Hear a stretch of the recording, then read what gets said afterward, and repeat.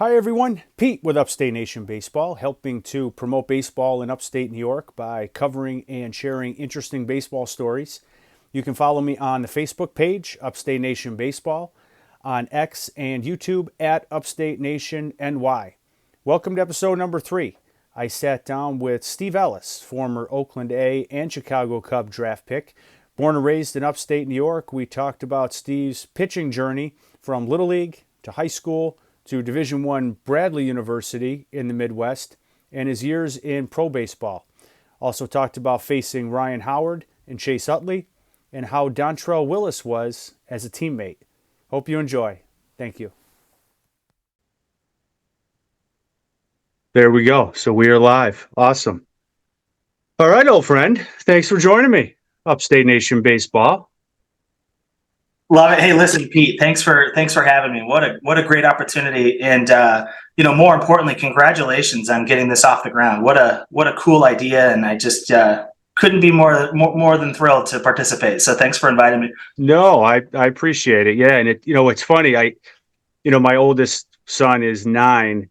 And, I kind of fell out of favor with baseball. It kind of was off the radar for a while there, and when the kids are real young.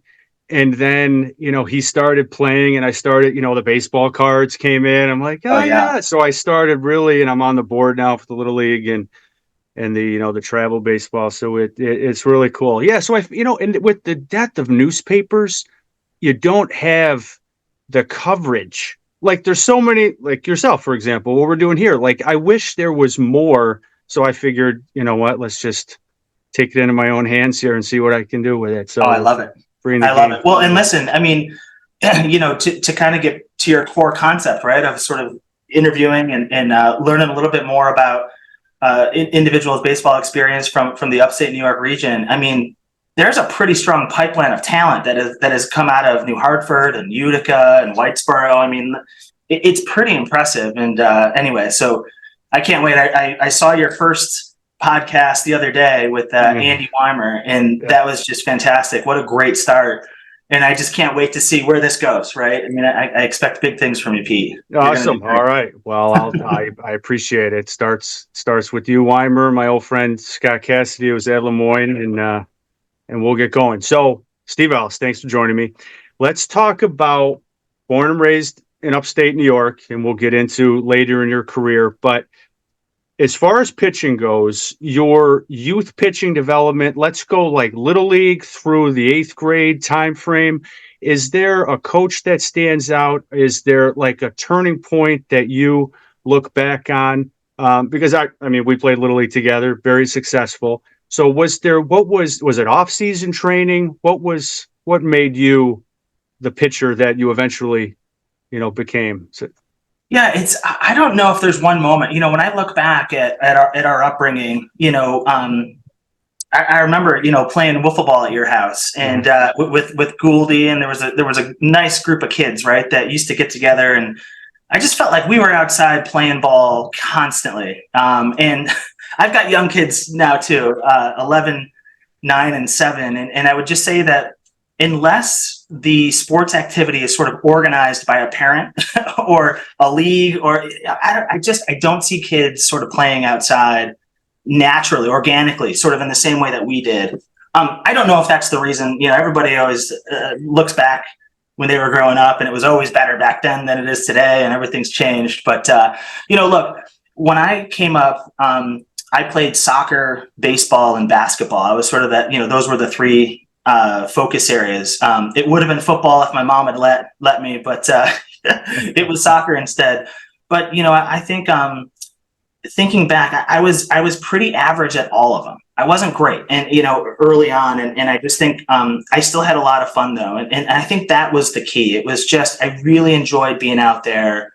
Really enjoyed playing on the Little League field with you and with others. Same thing on the soccer field and the basketball court. It was really fun. And I think it just kept me engaged in the activity. It wasn't really until I would say probably maybe 11 or 12 years old when you're starting to get toward the end of your Little League career. And I remember the all-star teams that the New Hartford team used to field. And again, even there too, I was kind of like a B-level all-star, never quite good enough to make the A team, but either didn't realize it at the time or just didn't care. Still just had a fantastic, Little League experience. And I would say where things really started to take off was when I made that transition from 12 to 13. And you go from pitching at 40 feet, 45 feet, a little like distance, and all of a sudden you kind of graduate to the big field.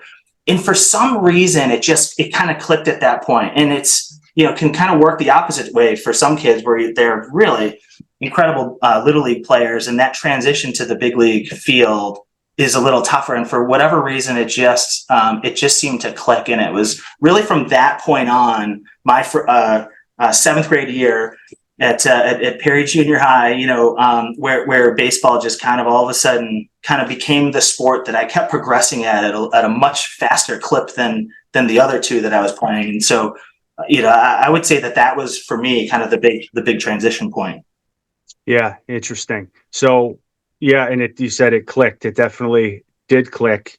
And I remember, so you starred on that 1994 Section 3 championship team. Yeah, no, Romer and I always look back at that team too. There were 4 Division I players that went on to play Division I on that team. Yeah, that was really, and it was tough to watch you guys because it's, like the JV basketball team plays before the varsity, so they get to watch it. But JV or modified, you're on another field, right? You're on another field, so you can't see it. So, but and that was frustrating. But yeah, no, that was just an all-star team. So I talked about like it clicked. It really clicked that year, and it is. I like talking to Weimer and talking to my friend Scott Cassidy. They didn't really blossom. Scott Cassidy made the majors. He said his junior year he barely got in at Liverpool. So, that's it's wild. I know. And Jason Grilly, another major league pitcher from Baldwinsville, he didn't blossom till later in high school as well. So it is, you were 6-0 that year. What stands out during that successful run, and what kind of confidence did that give you as a ninth grader now seeing like, wow, I'm having success on the mound as a ninth grader in, fairly competitive upstate New York baseball? Yeah, I mean, listen, what a special experience for me. I was, just had the great fortune of playing for Roy Smith and John Randall, who were the coaches of New Hartford at the time. And just remember, just being so grateful for that opportunity. Playing up, I used to take the bus from the junior high down to the high school, and I had to change in the locker room, and then was able to participate on the field. And just to be surrounded by some of those guys, John Wagler, Dan DiCurzio, Rich Musty, they were just such incredibly talented ball players. And then, Ben Page, who was our ace pitcher at the time, who ended up, I think, playing at Richmond. I think he followed John Wagler to Richmond and had an opportunity to play there. Those guys just made you better, because you're on a team where, you're trying to earn and win a spot. You're trying to kind of stay there. You're trying to stay in the rotation and kind of prove that you're good enough to be there. And I'll tell you, just being around those guys and seeing how hard they worked and how talented they were, it was really just a very special moment for me. And that team that year was fantastic. Yes, I mean, we had very good pitching. Ben was our ace. That was kind of our number 2 guy. And, in high school baseball, gosh, if you get a couple of ringers out there who can throw hard and are winning some games. And then you pair that with as good of a team as we had offensively. Wow, we really put together a great run. And that was just such a special team. Thinking back, we went all the way to the state Final Four and ended up losing to a former major league pitcher eventually. His name was Rob Bell. I think he was an Atlanta Braves draft pick. I could be wrong on that, but here's the thing though, and I'll just say this about sort of my career as I look back. There were always these moments where, you're working, and you're not sure if it's actually paying off. I mean, you can see a little bit of progress and certainly, if you're got the radar gun out as a pitcher, or you're sort of, I would say that you're looking at progress, but you're not quite sure if it ever kind of comes together. And I would just say that I remember my dad always just used to say, look, you never know who's watching. So play as if, right? Play as if there's a scout in the stands. Play as if there's a coach who's, in the stands. And I would say that sort of mantra had just served incredibly well, because I pitched that game against Rob Bell, who was this pitcher from, Marble, who was being followed by, all these pro scouts. They weren't there to see me. The scouts weren't there to frankly see anybody from New Hartford, but we were playing the guy that they were there to see. And we showed up. I mean, there was a few of us that, I think probably got on, some draft look aheads. And it was the same thing for college, where, you go and you play against a team, and you might not be the guy that the scout is there to see. And quite frankly, sometimes you don't even know, who the scouts were.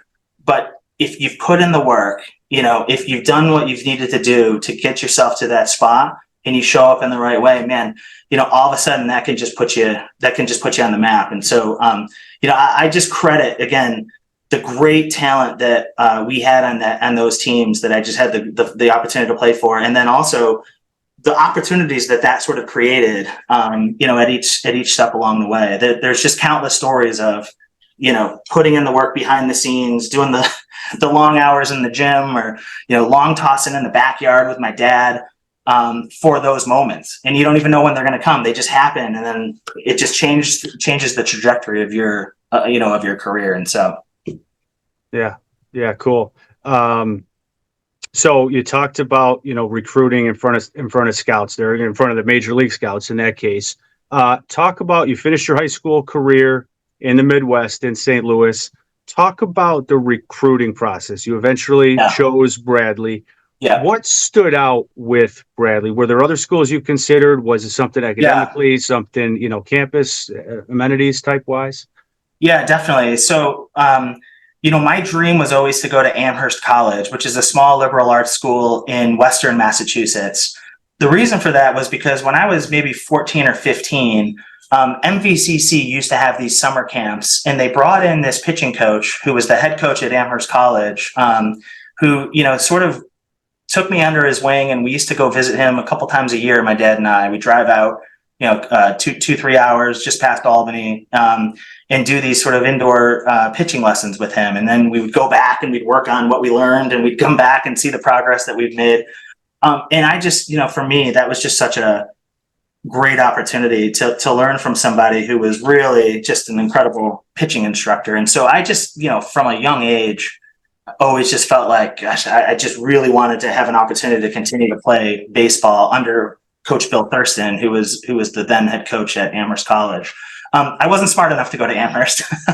It's a pretty smart school, and I wasn't quite smart enough. Ironically, my first college visit was actually in New Hampshire at Dartmouth College. Okay. And I remember my official sort of college visit. Drove out from Utica with my grandfather, and sitting in the coach's office at the time, and he had a baseball card on his desk of like the one guy that ever made it to the major leagues from Dartmouth. I think there was probably more, but it was just the kind of a funny. I just remember thinking like, okay, and it was sort of one of those things where it was like, all right, look, it looked like baseball could be a platform to sort of to build a career, and it was something that I really just wanted to kind of go after, like a lot of young kids do at that age. And I think I came away from Dartmouth as well, just feeling like, as good of an, academic school as that is. And quite frankly, I don't even think I was good enough to get into that school, educationally, but, it just didn't seem like the right fit for me at the time. And so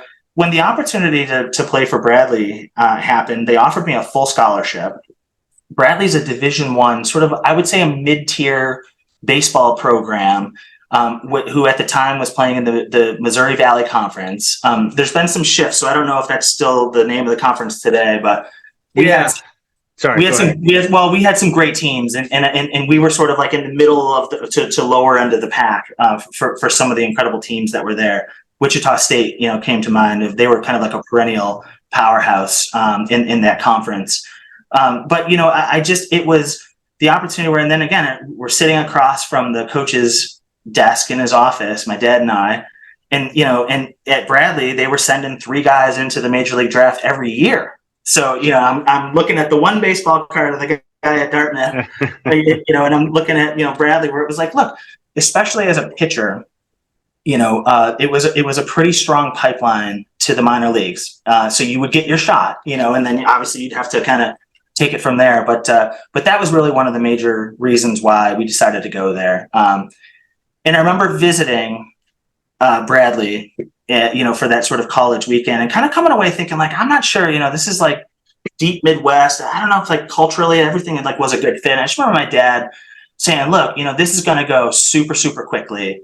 You're going to be focused on school and baseball. It's going to go faster than you think. And, we kind of both agreed that it was worth a shot. And again, it created a couple of opportunities to get drafted first by the A's and then by the Cubs. Yeah. And I just doing some brief research for this there. The Missouri Valley Conference too. And I'd forgotten, I guess, that Wichita State was in it, and they're, College World Series perennials there through the 80s, and they won it. A ton of players get drafted out of that conference. It has changed now. Where I think Ryan Howard, Ryan Howard, absolutely. It was really an underrated type. I think for someone from the Northeast, you wouldn't pick up on that like mid-major, but yeah, like you said, Bradley had great success there. Yeah, Ryan Howard. So you faced him 4 years in a row. Was he's about our age? Yeah. Yeah, he was. He was. He was. Well, look. I mean, he had an incredible major league career in college. So he went to, at the time, it was called Southwest Missouri State. I think they just call it Missouri State today. But at college, he was a guy that if you were throwing kind of like 91, 92, you could kind of bring him up with some fastballs and then maybe put him away with a changeup. He was a little bit more, free swinging and undisciplined. And that was always a challenge, right? You'd really kind of rear back and try to get those extra mile or two out of your fastball so you could buzz it by. And I would say, like, to be honest with you, definitely had some success. And then, he kind of turned the tables once he got into pro ball and of course had this incredible career. Yeah, that's got to be fun to see. And also you faced Chase Utley, who was a first round pick that year. Yeah. I was. Well, listen, and it goes back to what I was saying. So in 2000, I was in my junior year at Bradley, and we did a spring trip where we headed west and we played UCLA as just like a pickup game. I mean, like it was kind of like just a game that we were adding to the roster as we were going to play some other schools out there. And in 2000, at least up to that point, UCLA had this unbelievably stacked baseball program. I think, they broke a record that year for having like 12 or 13 guys on their roster get drafted. And it was like unheard of, right? I mean, just a phenomenal team. And Chase Utley was one of the star players at UCLA. So we're at UCLA from the Midwest, and Steve Ellis is pitching against, some number one or number two draft pick of that season. And so to lead off the game, it was like, welcome to the show, son, right? It was just this incredible moment. So Chase Utley gets on and he's tough. He's leading off and I'm throwing fastballs and I'm super nervous and I'm not throwing strikes. And I walk him on like 3 or 4 balls, straight balls, right? Yeah. So he's on first base. I'm like, okay, oh my God, here we go. Next pitch, stole second base. Okay. Next pitch after that, stole third base. So it's like, holy crap. I'm literally like 6 or 7 pitches into the game. Yeah. Chase Utley standing on third base, like, mother effing me from third, yelling. He was just like such an intense thing. I was like, what's that? Ended up getting out of that inning, leaving him suspended at third, which was incredible. And, but the point is just that, I can't even describe, even to this day, I can picture, standing on the mound and seeing behind home plate. And there were probably 50 scouts at that game watching Chase and watching like every other guy on that team. And it was my moment. They were not there to see anybody from Bradley, but it was just this moment where all of a sudden, once I got out of that first inning, I settled down and I had a great 5 innings after that. And it put me on the map. And not surprisingly, that at the end of that season, I went from basically being maybe like a super low draft pick, or it just wasn't my year, to being a 12th rounder for the Oakland A's. And the guy that's drafted me for the Oakland A's, the scout that drafted me, saw me at UCLA pitch against that team. And again, it's just, it's how you prepare yourself for those moments when you don't even know when they're going to come, but they will happen. And you just got to have faith. You got to trust that the work that you're putting in, the long talk that you're doing, where it's just like, it just, that it'll eventually pay off. And it was just one of those moments that continued to kind of reinforce that's actually what happens. That is what happens. Yeah. I mean, and I know you're in business now. I'm in business. It's like, it's a life lesson, right? You work, you prepare, you never know for that one moment that it could be another deal or another door could open. So talk about your progression from freshman year to senior year. That was after your junior year, that 2000. So you come in as a starter or a reliever? Because I know this junior and senior years, you really excelled. Yeah, so I came in as a starter, but generally what happens is you kind of have to earn the starting spot. And so in Division I baseball, you sort of have your conference games, and for us, it was on the weekends. We'd always play 4 games, so it might have been a game on Friday night, 2 on Saturday, 1 on Sunday, if you were going a good distance or something. So when we were playing Creighton, when I was at Bradley up in Nebraska, it's a long bus ride. So we do the Friday, 2 Saturday, 1 Sunday, or the more traditional sort of 2 on Saturday, 2 on Sunday. It's it's like a mental, you got to be, it can be long weekends for sure on the ball field. But, I think the progression for me was I was throwing upper 80s. And, at the time, and it's still true today, although I would say that like you've probably got to be throwing a little harder, but like 90 miles per hour as a right-handed pitcher was sort of like the make or break point.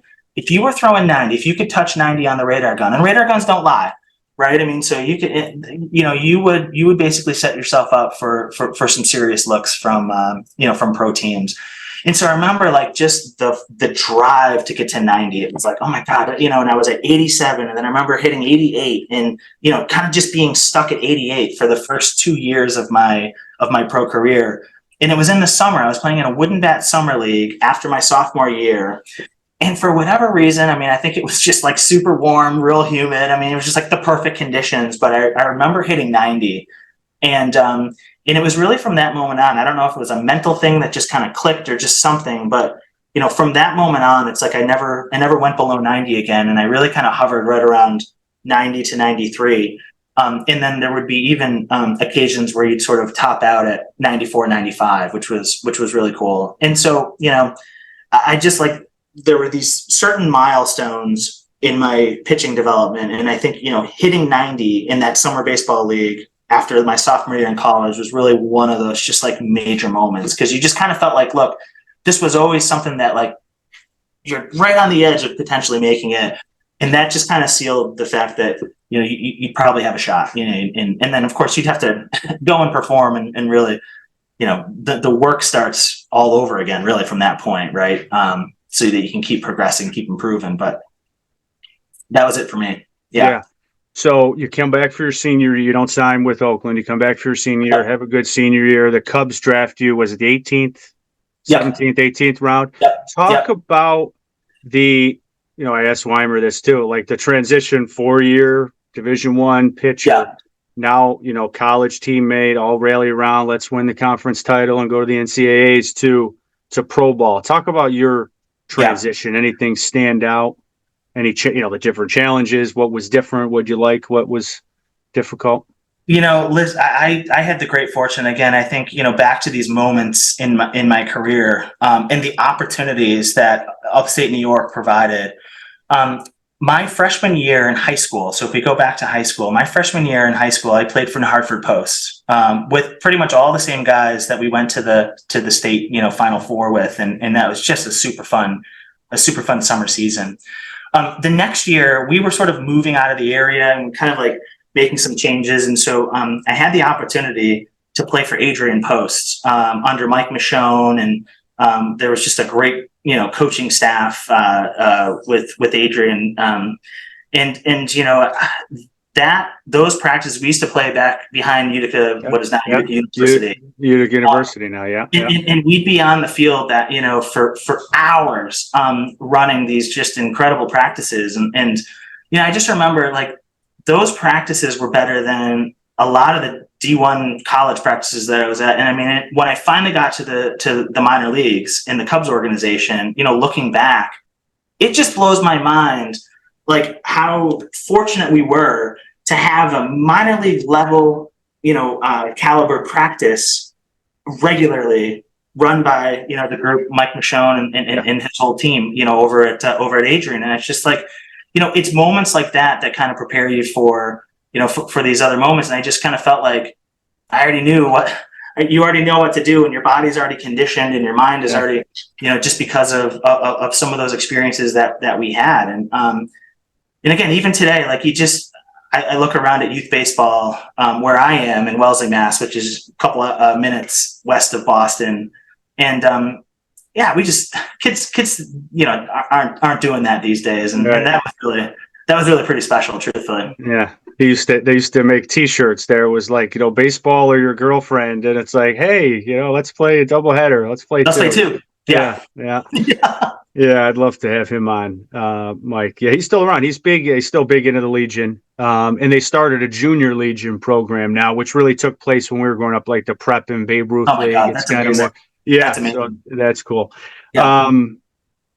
So memorable teammates along the way. I know Dantrell Willis, you crossed paths with him, and a young Dantrell. Talk about any memorable teammates and talk about him. Well, Dantrell was just a really fun teammate, and there's a lot of like really colorful, sort of fun teammates. And with Dantrell, he just had the most fun personality, and he was a high school draft pick in the Chicago Cubs organization, and was working his way up as a starter. He was a left-handed pitcher with a super funky leg kick, a super high motion, and and I remember he had a money green Ford Mustang, Kermit the Frog green Mustang that he used to show up, and I just remember thinking like, this guy is freaking awesome. Like, so cool. But more importantly, so when I got to pro ball, just about everybody who goes to pro ball, unless you're kind of coming out of an LSU or an elite program where you might have specialized as a reliever or a setup guy, but you're doing it at an elite Division I level, most of the guys who are drafted into pro ball as a pitcher was a starting pitcher pretty much their entire career, because they were like the best of the best of their age group and the teams that they played for. And so it was certainly the case for me. I was a starting pitcher all throughout, and then at pro ball, you're coming up against some guys that are also pretty darn good, and everybody's throwing 90, and everybody's got like a great secondary and sometimes a third, pitch. And so I was immediately turned into a closer because I threw hard. I had a great secondary pitch, and that was kind of it. I had a get me over curve, a super effective changeup. And so I could really just kind of live on those two pitches, the fastball and the changeup, with the occasional get me over curve to get out of a jam or something. And so, there'd be situations where Dantrell would start and he'd go 8, and I'd come in and close it out and we'd win. Or there was a guy named Angel Guzman who ended up becoming a major league pitcher for the Cubs, and I think ended up, playing for other teams as well at the big league level. And it was the same thing. I mean, and that was always just so fun, because you'd get a guy like Dantrell who had this super funky motion from the left side, and then you bring in the righty coming in from the right side, throwing, 94, 95. Yeah. and it was effective, sort of 1-2 punch. And again, so I just felt like that was really fun. Going back though, even as I think about my Adrian days, there was a kid in front of me, Russ Morgan, who was a pitcher who ended up getting drafted and actually ended up playing against each other in the minor leagues out in Spokane, Washington, of all places, when we were both in the Northwest League. He was a year ahead of me. Yeah. But he was a great teammate because again, all these guys, they just made you better, because you're surrounded by guys that are really good, and everybody's just trying to kind of like say, oh my God, like you see what's possible because these guys are doing it, right? And you want to do it too. And so there's just been so many examples of guys that I've had the opportunity to play with who were frankly better than me, but made me better because they kind of showed you what was possible, even if, maybe mentally you kind of weren't there yet, or you're developing into that.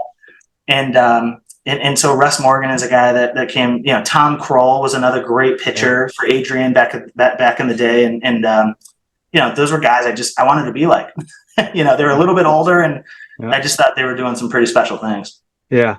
So you talked about the fastball. You would use that to set up the changeup. You always had a high strikeout to 9 ratio. Was that always the case? Did you develop that changeup? And then again, too, like you said, going from a starter to a reliever, you think relievers typically have a higher strikeout per net because they're coming in certain situations, whatever. But even as a starting pitcher, you had a high strikeout. What was your approach going?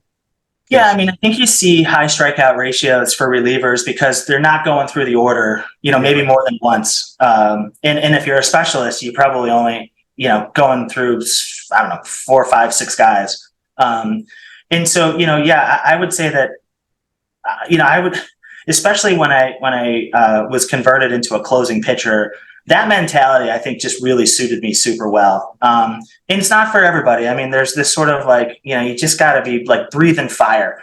And there were these guys growing up that I remember, John Rocker, who I know was kind of colorful off the field and, maybe isn't the guy to emulate for some of the things that he sort of, but on the field, just that on the field persona where like he would sprint from the center field bullpen. And I mean, just the guy was just, just literally breathing fire. I don't know how else to describe it. I mean, I just kind of just really thrived in that role. It was almost just kind of like this character that I had the opportunity to be when I was finally called to go in and pitch. And I would just literally try to throw as hard as I can. And the good thing about being a closer is I never really had to do more than, I don't know, 14, 15 pitches. And then I was done, and I got to, fun. And then I think that the changeup was just a super, super effective pitch for me. I threw a circle change, and got to the point where I was able to get incredible movement on it. And the combination of those two pitches, really being able to set a guy up with a fastball on the inside to kind of back him off the plate, and then get the changeup to either catch a corner or dive in was just an effective sort of 1-2 option for me. So yeah, nice. So you beat the odds, right? You're talking, I looked up these statistics too, and it's 7% of all US high school players go on and play in college at any level. Oh my gosh. Yeah. 2% play Division I. And then of the Division I players, I think it's slightly less than 2% go play in pro ball. So you did it. Born and raised in upstate New York, Midwest, college career, pro career. What advice would you give to even a late little league player, a junior high player, an early high school player today that would help them, achieve their dreams of following the path that you set? Put in the work.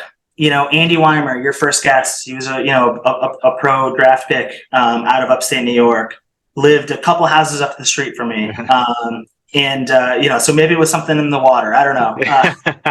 No, but look, here's the thing. My dad would come home from work, and we'd go play long toss in the backyard. We'd play catch every day. And and our backyard was not that wide. and so we'd go diagonally so we could get a little, couple extra feet on the long toss, and we would just air it out. And he played baseball himself. He was a middle infielder. And we'd go out there and we just kind of honestly try to make each other's hands hurt and just throwing it as hard as you can, hitting each other in the chest. We did that constantly. Andy did the same thing, because I remember as a kid, he was in the yard with his dad all the time playing catch. And as a pitcher, it's tough because you need a throwing partner. You really kind of need somebody else who's willing to commit in the same way that you are to go out there and throw. But if you do the work, you can, look, our experience shows that you can be from upstate New York, and you'll get an opportunity, but you got to put in the work. I think it's like Malcolm Gladwell, right? It's something like you got to put in 10,000 hours to kind of be an expert at something. And for pitchers or baseball players, it's probably more than that, frankly, right? To kind of just get that muscle memory. And, but that's really what it takes. And frankly, you can do it anywhere. You can really do it anywhere. But the question just becomes, are you willing to do it? And I would say at first, it was probably my dad who was doing a little bit more of the like, hey, let's go play catch. And, I don't know if that was always like the first thing that I was thinking about doing. And then it just kind of actually got to a point where, I got a little competitive. It was kind of fun. And then it was like, Dad, no, like, let's go. Like, let's just, and so I think that's what it takes, and there's really no excuse. Yeah, I mean, New York has horrendous winters, right? So does Boston, where I live now. Yeah. And, but there's indoor facilities. We had the hitting machine back when we were growing up. Don Guido and Mike Michonne, I think, opened that facility, and had an opportunity to kind of play catch indoors, and so you got to just find a way to get the work in, and things will happen, because again, scouts or coaches might not specifically be coming to see you, or even know that you're not on anybody's radar when you're doing that sort of work. But those moments will happen as you progress in your career, where somebody may be there to see somebody else, and then you kind of prove that you're just as good, and you give them a reason to come follow you. And so. Yeah, no, you definitely put in the work. I remember walking to school. So this had to be, I lived near the high school, and I remember it had to be like maybe 8th, 9th grade, and you would be out before school. You would be out running the track. Yeah. And that everybody in America lives near some sort of track that they can do that. They can run outside. Yeah. So you had that self-motivation, and that's very admirable. No doubt. Put in the work. Okay. So current major league pitchers, who do you like to watch now? And what sticks out to you about the current crop now? Later, you talked about speed earlier. Gosh, there's a lot of miles per hour going on there. Those radar guns and the spin rates and everything. It's crazy. I mean, it's incredible what some of these guys can do these days.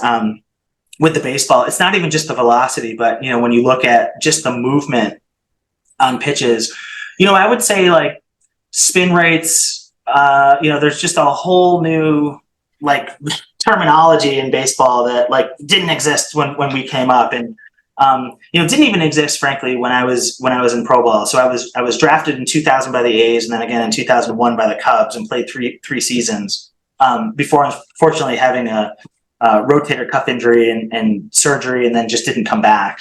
And it was sort of like at that moment. So that was 2003, 2004, as I was transitioning out of baseball, that baseball kind of started transitioning into this new age, the new age of statistics, new age of terminology and stuff. And so it's just incredible to see today, truthfully, what these athletes can do. I mean, wow.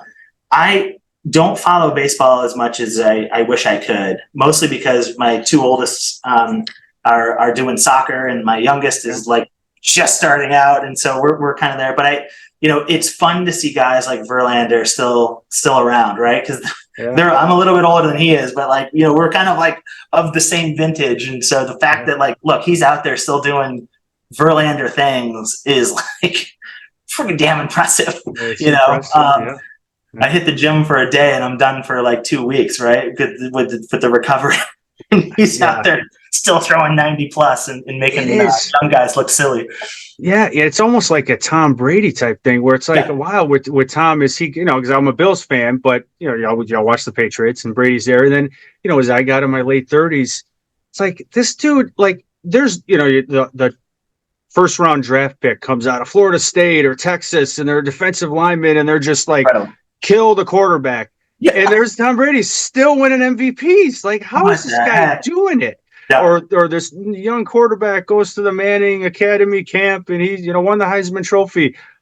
Still, in 3-4 years, he's out of the league. It's Tom Brady's still doing it. So apparently, I mean, it's incredible. I'll tell you, it's to hear him tell it, it's stretching, and it's more than stretching. The guy's gifted, right? I mean, the guy's pretty special athlete. Yeah. All right. So, surprise final question here. It'll be a two-parter. So, number one, I usually see you at the registration for the Utica Boilermakers. So yes. Are we all registered this year? No. Okay. No. It's so I haven't run it for the last couple of years. Although I've still got family in the area, and a lot of my family still do. That's just such an incredible event. Gosh, it's literally one of my favorite, just one of my favorite things. But no, because it's now conflicting with with like my kids' summer sports stuff, right? And so that's like now kind of taking us in a whole new direction, chauffeuring kids around from one, tournament to the next on the soccer fields. And unfortunately, but I'll be back for sure. Okay. And I'd love to run it with you. Absolutely. You're faster than me, I'm sure. Yeah, I don't know. I try. It's good. It's like the best. And of course, I live in the Utica area, so it's easier. But it's like the Chamber of Commerce, the best day of the year. It really is to really showcase Utica. So it is. Yeah, Totally, very proud. totally. Very I could proud not of that. agree more. And the funny thing too, I mean, Pete, like, right? I mean, we see each other, and it's always fun to catch up. But you see that too.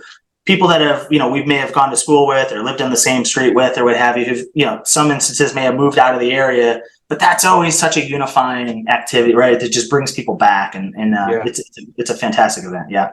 All right. So second part of that. So food. I've been asking what the favorite pizza is in Syracuse or Utica, but so is there something that stands out in Utica as far as pizza goes when you come back? Because you have a unique perspective because you did the Midwest thing, which is a different whole cuisine there. Yeah. And now you're in New England. So what stands out? What pizza is the best out of those three regions there? So there's Venice Pizza down in Whitesboro, which you get these kind of square pies, and it's definitely a go-to.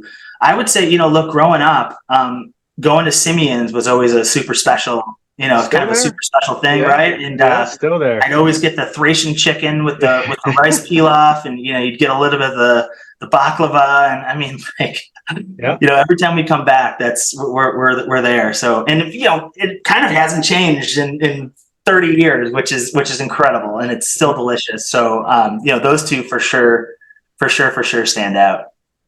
Awesome. Well, Steve, I appreciate the time. Great catching up with you. Love to catch up down the road here. Yeah, I know you gave me a lot of ideas too. That whole Adrian, Michonne had a very good run. I mean, starting Lemke even before then, and all the way through. So, continued success. Hey, get Van Slyke on here. Get some of these. I'm gonna try. Lemke, right? I mean, goodness. We got Lemke's cell phone number, and Van Slyke. So Mike Callum was Van Slyke's high school coach there. So we're gonna try here. I got to build up to it. I can't. And they say you should never meet your childhood heroes, right? Because you're only going to be disappointed too. So I don't know. But those are great. Cool. Yeah, great guests for sure. I hope you're able to land them. And more importantly, thanks again. Look, absolutely. What a privilege to participate with you, and best of luck. Thank you, Steve. Good to see you. Bye. All right. Take care. Bye-bye. Bye.